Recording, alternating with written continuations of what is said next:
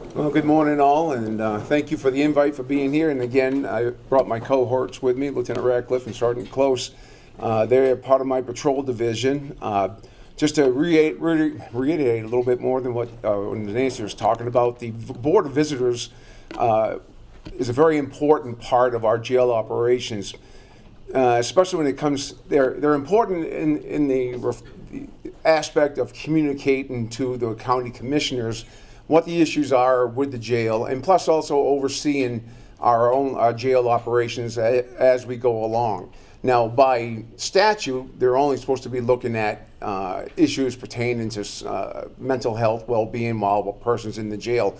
But I decided years ago that I opened up the entire jail so they can take a complete look at it and evaluate what we're doing right, what we're doing wrong, generate a report at the end of the year, and then put that report out there. And I look at them as part of the team, because instead of it coming from me and saying, the sheriff's whining about money again, this gives me an additional separate viewpoint from someone who does not work for the county to say, yeah, the sheriff's whining because this is the reason why. So I really appreciate their assistance at the jail. And speaking of the jail, about a year and a half ago, when all the ARPA funds and all that stuff was coming out, we applied for a portion of that ARPA funds to expand our medical and psychological services at the jail itself.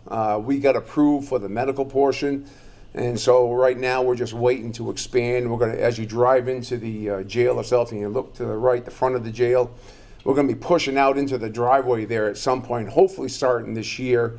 We're waiting for the engineers to finalize their plans there, and once that's completed, we'll be able to have a facility, an updated medical facility with 2 separate jail cells in there, an examination room and a doctor's room that's completely self-contained. So when we do have these COVID outbreaks in the future or something like that, we can contain the incarcerated person in that portion of the facility without having to worry about contaminating everybody else. So it's the ARPA funds were a blessing for us because we couldn't afford it any other way. So that was a good positive outcome for the jail. In the jail, we currently have roughly 22 personnel, which includes both civilians and corrections officers. It's a very tough job.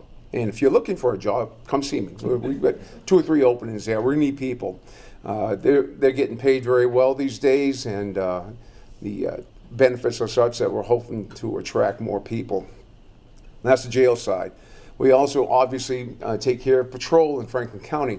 Now, something interesting happened to us back in 2019 LT. State police came to us and said, we can't do it anymore. We can't provide coverage here in Franklin County. And I'm like, okay, I guess that leaves just us.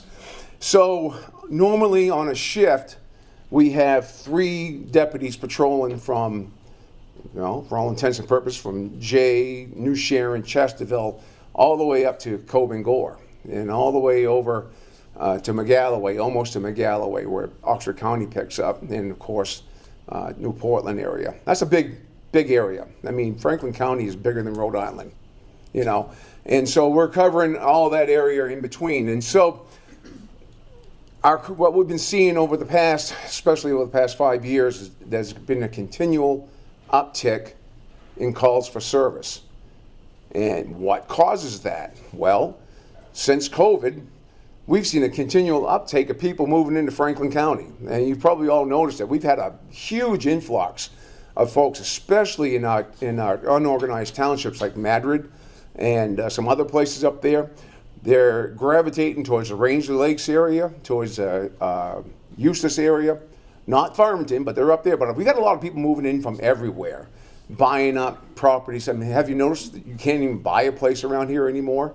I know when we try to go out and advertise for a deputy to move into our area, we try to steal someone from somewhere else. There's no place for them to buy, because there's just nothing available. So some of the challenges that we have to man our force. Speaking of which, how many deputies do we actually have to cover this entire area? So at the Sheriff's Office, we have 11 patrol positions. We have 3 patrol sergeants, and that takes care of just patrol itself. We have 2 detectives in the criminal division and 1 supervisor, Lieutenant Dave St. Laurent, which we all know, lives right here in Farmington. They take care of all of our major crimes issues, and you've got myself, Chief Deputy Steve Lowell from Rangeley, and of course Dave Ratcliffe sitting back there. We're part of the administrative team, and we keep the fires burning, so to speak, so everything else seems to work. So we're responsible for 24/7 coverage throughout the county, and we're also force multipliers. In other words, we're there to assist the local PDs as well. So when Wilton, Farmington, Jay, Rangeley has an issue, they sometimes will get really busy, as we're all busy these days, and ask us to step in and cover their town for a while they take care of an issue, and we're there for them. That's what we do. There's some towns are more needy than others. We've got a town up north called Rangeley. Anybody here from Rangeley? No? Well, we cover about 60% of the calls up there right now because they're down to like one person. Their chief is out with an injury of some sort. And so Rangeley is crazy in the wintertime, especially with Saddleback reopening a couple of years ago. And the snowmobile industry and all that, there is just some, the natural things that occur as a result of being a town that caters towards people from out of state who want to come up here and think, hey, we're in Maine, we can get away with anything, right? And that's the attitude that we see up there. So some of the other services we provide out there are canine services.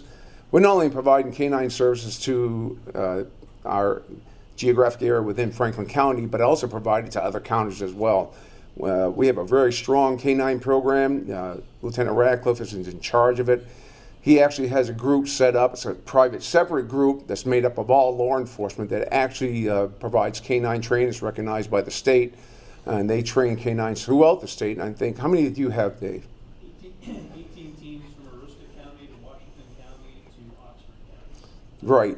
Down to Knox, Saginaw, and Nichols. So when you think of canine teams, you think, oh, the dog is going to bite me, right? I've been sheriff for 12 years now. I have not seen one of our dogs bite anybody. But what they do is find drugs. They locate lost people. They locate people who may have Alzheimer's and they wander off. They find them out there in the woods. They've saved lives that way.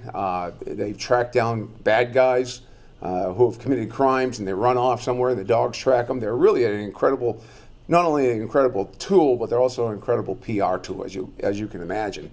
Because they switch from this mode to this mode, for bringing it into a public area and patent and all the stuff, and they're pretty wonderful to have.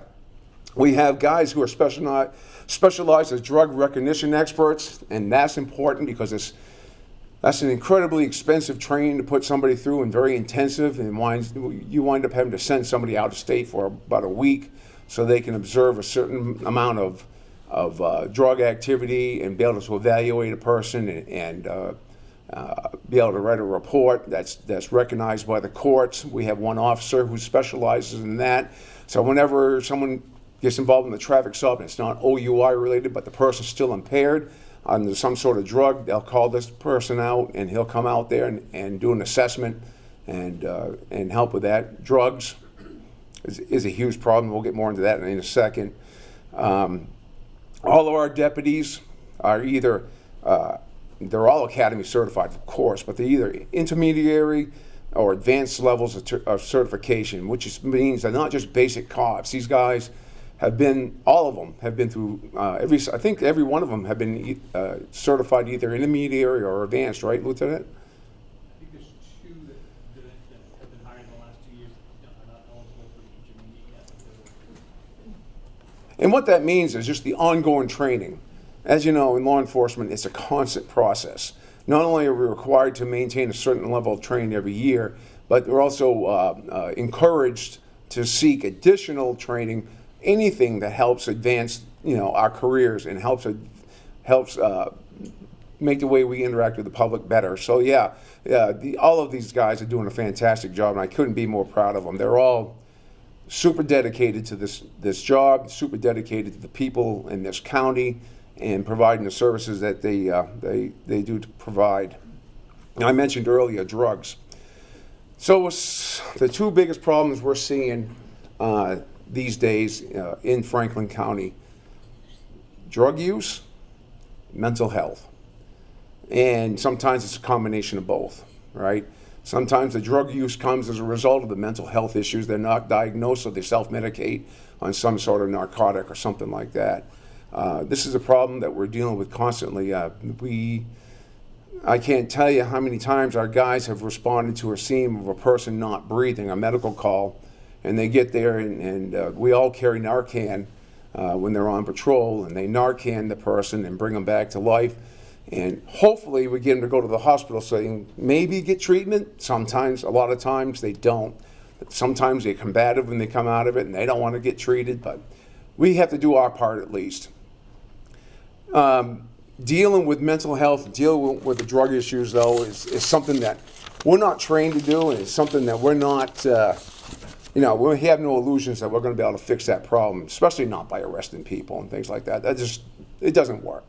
What keeps people out of jail is the ability to have them seek out the services that they need, what services we have in this county. And we've been working cooperatively with the Healthy Community Coalition, Western Maine Behavioral, Avalon, and of course the Franklin Memorial Hospital itself when it comes to all these issues. The Healthy Community Coalition have been fantastic to deal with us, especially when it comes to grant writing, helping us to find other resources out there, working with them to see what works, what doesn't work, what's the best practices. I mean, I never thought, I started this job in 1984, I never dealt with these issues at all. And today, our guys are dealing with them almost on a daily basis. One person with mental health issues can tie up hours and hours and hours. And I'm not just talking a single call. We've had probably 2 or 3 individuals in the past 6 months who are all responsible for at least anywhere from 20 to 50 calls apiece because of their activities. We go and pick them up, we bring them down, get them evaluated, they get released, and they go back out and they do their thing again, and it's a constant cycle. So we've been meeting with Franklin Memorial Hospital staff and having regular meetings with them, as a matter of fact, and talking about these issues. And I think it's been very helpful, especially when it comes to recognizing each of these individuals and the ones who are causing the problems. If we can get these people to services, whether it be mental health services, whether it be drug services, if we can get these people plugged in and get them willing to step up and help themselves, it reduces police calls. So we can go out there and take care of the other crimes that are occurring out there. Because right now, we're not real effective. If we're constantly dealing with the same individuals over and over and over again, we can't go out there and be proactive and stop the camp breaks and stop the other issues that are going on out there during these days. So it's really interesting. So the idea is to sync up the people to the services, and it's been working out really well. Mental health, that's a big one, of course. These services we're also hoping will stop a possible tragic situation like happened down in Lewiston, a few months ago. That's the last thing we want to have happen here in utilizing services such as the yellow flag law. That's something we've actually used several times since the law came into being, and hopefully it would stop or at least interceded in possible events. You never know. You don't know what we interdict, but knock on wood, nothing bad has happened so far. So yeah, we just keep working it.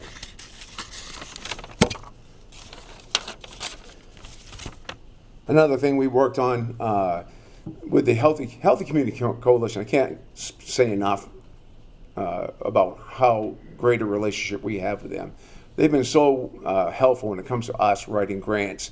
2 different grants I can think of that really come to mind. The one having to do with school safety. Now, if you're not familiar, we applied for a grant last year, starting close, worked with Leanna Lavoie and we come up with a grant that's like $365,000. And then that, along with that $365,000 came a 25% matching grant from the school districts, all of them, from Jay all the way up to Eustis, all the way to Rangeley. And what we've done in the past year, been a year, Sarge? 18 months, year and a half. We've been meeting on a regular basis with school administrators, either as a group or in regional sections throughout the state. We've done evaluations on school safeties throughout the county to see what their needs are, what we can do to harden the schools to make them safer against the dreaded, active shooter situation, right? We've identified what the issues are, and now we're at the point now where we're going to start ordering equipment that are based upon the needs of each individual school. Some schools are way up here as far as what they have ready to go. Other schools are way down here. And so we're trying to get everybody pretty much on the same level as far as safety. And so it's an ongoing process. It's going well. There's been no hitches that I can see at this point, and everybody's cooperating. I mean, it's great to go to these meetings and see everybody just real positive energy there with, trying to get this thing moving forward. And I think it's going to be wonderful when this is finally done. And then once we get all the schools set up with their needs, such as swipe card access, or whether it be hardening the doors or changing windows or whatever that need was addressed, then we're going to be moving on towards tabletop exercises with each of the schools to go over safety procedures and how to react to school violence or any type of situation like that. So it's going to be a good thing down the road, but it's a continuous process. We're about halfway through that I would say at this point. So the other portion that Health and Community Coalition helped us with a grant on was to start what we call CISM teams, which are the Crisis Intervention Stress Management Teams. And what is that? What we see over the years, our first responders, everybody talks about stress in the military and PTSD and all that sort of thing. Well, the same type of PTSD and stress occurs in law enforcement and first responders like firefighters, EMS, everybody who works in this world, right? We all deal with tragedy. And whereas maybe one tragic event may not be enough to send somebody into some sort of crisis, but years of accumulated stress, even if it's just to the point of going to domestics after domestics after domestics, or dealing with child abuse, or dealing with a dead person, responding to a scene where someone's been beaten very badly. All these things are very negative, and you think, you're cops, you're tough, or you're first responders, you've seen this. The problem is, after years of accumulated stress, it does create a point where we see suicides increasing. In Maine, what's the statistic on just law enforcement alone, Sarge, as far as police officers committing suicide? 2014 to 2022, we lost 26 to suicide versus 4 to the line of deaths. Amazing. And that's just law enforcement. And there's been others in the fire field, there's been others even in EMS who have succumbed to basically taking their own lives because they can't take it anymore. And there may be a lot of personal problems involved there too, but the problem is the job does a lot to contribute to the problem. And so these critical incident stress management teams are put together, like in Franklin County. I think we're not the first one, but we're the first county-wide one, statewide, that is made up of several members of EMS, fire, and police. And they meet on a regular basis. They've all been through specific training that's been brought forward. What's that group out of Maryland? The National Law Enforcement Wellness Center. Thank you. They came up here and they've conducted training. We've done training actually right over here at the college earlier last year to train additional people so we can support our first responders out there and get them the help that they need. Sergeant Close is one of the ones who is pretty much the point man for our Franklin County, and I dare say even the state of Maine, when it comes to police suicide. When people are in crisis, a lot of different agencies will reach out to him personally. And the reason why they do this is, one, it's the stigma of being in crisis, especially in law enforcement. Nobody wants to admit they need help, right?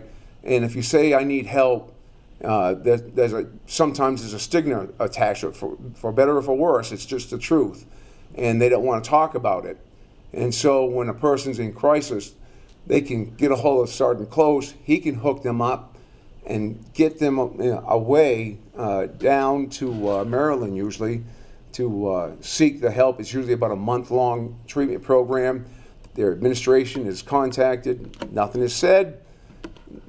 All they know is people are out for a medical issue, and that's it. And they're treated and they're followed up upon. It's a really fabulous program, and hopefully we're saving lives. And it's something we continue to do. So, other things we've been doing, we've been having some fun stuff too. We've been dealing with the schools. We just recently had a charity basketball game up in Strong. That was a lot of fun. We really got our butts handed to us, 87 to 34 or something like that by these kids. They're terrible. And we got another event coming up here in the Rangeley area. We're going to do some dodgeball. I'm sure we're going to get creamed on that one too. But that's okay. It's a lot of fun. We enjoy doing it. We enjoy interacting with the schools. Our guys regularly. We don't have SROs, so to speak. In lieu of school resource officers, SROs, in lieu of that, we try to go to the schools on a daily basis, if not every other day when schools are open. The guys will just go in and visit, have lunch with the kids. We want to show them that we're not the enemy. There's some families out there that all they do is say bad things about the law enforcement out there, and they create this, this bad taste in their mouth. So what we try to do is change that and show them that we're just people too, and we're there for them. In case they need help, they can come to us. That's a lot of condensed stuff on what we're doing, really big picture, but needless to say, you're being well served. We're hoping to expand our patrol division a little bit to make up for the shortfall, there we go, thank you, of patrol out there. It's hard to be proactive. What we'd like to do is have more deputies. We'd like to have at least 4 on patrol at a time, so we have 2 in the south and 2 up north at all times while they're patrolling. Right now, like I said, we got 3 if we're lucky. And then when summertime comes, you're dealing with people going on vacation, of course. They've got to go away, and then you got to backfill. And so if you have at least 4 people on a shift, you take away from that having to replace that person with an overtime position. And we're hoping that maybe we can convince the commissioners and budget committee that this is the right way to go. But we'll see what happens. So I thank you all for your time. I didn't want to take too much of your time away. Questions, sir? What is the condition of your fleet? The what? Your fleet of vehicles. We actually have a pretty good fleet of vehicles right now. Of course, that changes within 18 months. We got vehicles last year. Was it last year we got all the ARPA vehicles? And we were able to get a whole bunch on the government's dime, not the county taxpayers' dime, so that was a blessing. But we're finding and these were hybrids. These are the gas electric hybrids. Good vehicles. They almost not double, but pretty much they did increase gas mileage, which was great. Instead of getting 16 miles to the gallon, these guys are getting 26. So that's a good thing. On the negative side, they got so many electrical issues and computer issues that, we got one we call Christine. You remember the movie Christine? I mean, we just got the darn thing, and it's a brand new vehicle, and it hasn't even got 100 miles on it yet. It's been to the garage more times trying to figure out what demon is possessing it at this time, because you start it up and the lights flash, and it's like, oh, you can't drive this thing. It's crazy. So yeah, but yes, thank you for asking. Our fleet's in pretty decent shape right now. We're going to try to replace it with a couple others, And it's a continuous process, of course. Yes, sir. What's the number one drug of choice now? I know that changes, but Well, regardless of what the drug of choice is, it always seems to be have fentanyl in it. And why is that? It's not because the people who might like cocaine or the people who might like heroin or the people who may indulge in marijuana intentionally put fentanyl in that drug, but the dealers, the people who create this stuff and push it out there, they're putting this stuff in there, and that's where we're seeing the problems. So if a person's a regular drug user and they've been pretty safe in their drug use over these years, and all of a sudden that one time they get that one bad element in there, and that's when they go into breathing difficulties and crisis, and you have to have first responders respond to the scene. What we've been seeing, when we release people from jail, we give them a kit to take with them, and out the door they go, and with a bunch of stuff in there. Included in this bag of stuff are applications of Narcan to take with them, and they take them home. And so a lot of times what we see is our deputies will arrive at a house where someone who has breathing difficulties or has been called 911, our guys will show up, and family members have already Narcaned them once or twice to bring them back. So, and we're seeing a lot of that. Sad, but it's there. One more question? No more questions? Okay. No. What's that? We are hoping to get a grant out the community coalitions to help that when they leave the jail, that they aren't susceptible as much to the need for the narcotics. Yes. The goal is Yes. Absolutely. Now, your certificate of attendance. Yes, sir. Thank you very can much. proudly display that. Okay. And we thank you for your time and your effort. Here's some Shotsky to. Okay. put Thank you in very the much. cruiser.